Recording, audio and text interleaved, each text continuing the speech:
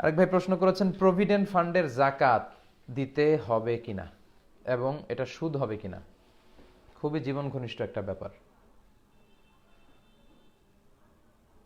আমরা দেখতে পাচ্ছি মোল্লা নাজিমউদ্দিন ভাই যুক্ত হয়েছেন, আহলান ও সাহলান। 1300 জন যুক্ত হয়েছেন। অনেকের ভাই অনেক প্রশ্ন।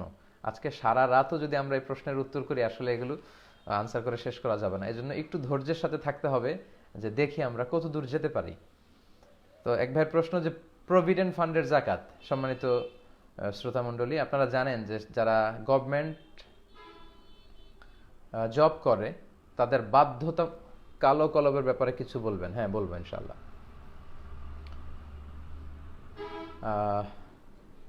গভর্নমেন্ট জব যারা করে তাদেরকে বাধ্য হয়ে তাদের স্যালারির 10% বা 15% প্রতি মাসে দিয়ে দিতে হয় বা কেটে নেওয়া হয়, এবং তার চাকরি শেষে সেটা সে পায়। লেটসে প্রতি মাসে 10% কেটে নেওয়াতে বা 15% কেটে নেওয়াতে তার পুরো চাকরির মেয়াদে 20 লক্ষ টাকা সরকার কেটে নিল, পরে তাকে 40 লক্ষ টাকা দিল। এই যে টাকাটা, এই টাকাটার জাকাত দিতে হবে কিনা? এটার জাকাত দিতে হবে যখন আপনি হাতে পাবেন। আমি আবারও বলছি, প্রভিডেন্ট ফান্ডের টাকা যখন আপনার হস্তগত হবে তখন আপনি জাকাত দিবেন, কারণ এটা সরকারের হাতে, এখন আপনি আপনার হস্তগত হয়নি, এজন্য প্রতি বছর বছর এটার জাকাত দেয়া লাগবে না। জাকাত দেওয়ার একটা মৌলিক নীতিমালা হচ্ছে তামাল্লুক আন-নাফসি, আপনার কন্ট্রোলে আসতে হবে, টাকাটা আপনার হাতে আসতে হবে, তারপরে আপনি এটার জাকাত পে করবেন। তো যখন আপনি পাবেন পুরো টাকাটা, ওইটার সাথে আপনার ক্যাশ টাকা আছে কিনা, আপনার প্রাইস বন্ড আছে কিনা, আপনার ঘরে জুয়েলারি গোল্ড আছে কিনা, গোল্ডের বার আছে কিনা, সঞ্চয়পত্র আছে কিনা, এফডিআর আছে কিনা, সব কিছু যোগ দিয়ে আপনার ঋণ থাকলে বাদ দিয়ে তখন আপনি জাকাত দিবেন। তাহলে কথা হচ্ছে যখন পাবেন তখন, আগে নয়। আর এটা সুদ হবে কিনা, এটা খুবই জরুরি একটা প্রশ্ন, অনেকেই প্রশ্ন করেন। বেশিরভাগ স্কলারদের মতে এই প্রভিডেন্ট ফান্ডের টাকাটা সুদ হবে না। প্রভিডেন্ট ফান্ডের টাকাটা সুদ হবে না, কারণ এটা আপনি দিতে বাধ্য। সরকার বাধ্য করে আপনার কাছ থেকে কিন্তু 10-15% টাকা রেখে দিয়েছে।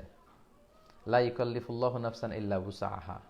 বাধ্য হয়ে কিছু করা হলে আল্লাহ সাধ্যের বাইরে কিছু চাপিয়ে দেন না।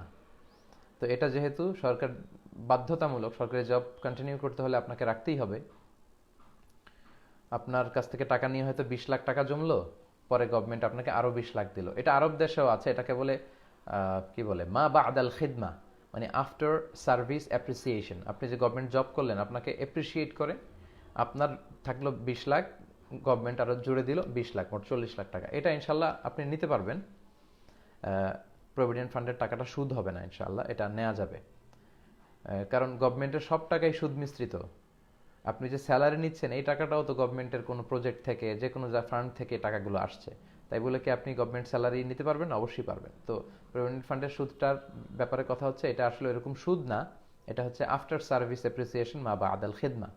তবে হ্যাঁ, কেউ যদি অতিরিক্ত তাকওয়ার দাবিতে আপনারা যে প্রফিটটা আসলো সেটা না নিলেন, মূল টাকা নিলেন, সেটা হচ্ছে নূরুন আলা নূর, অনেক ভালো। তবে হ্যাঁ, গভর্নমেন্ট বেঁধে দিয়েছে 10-15%।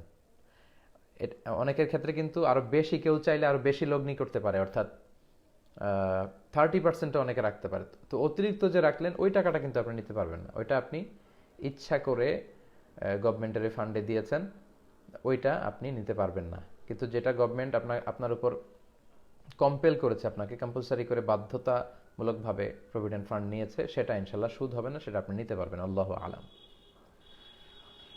আচ্ছা, এক ভাই প্রশ্ন করেছে যে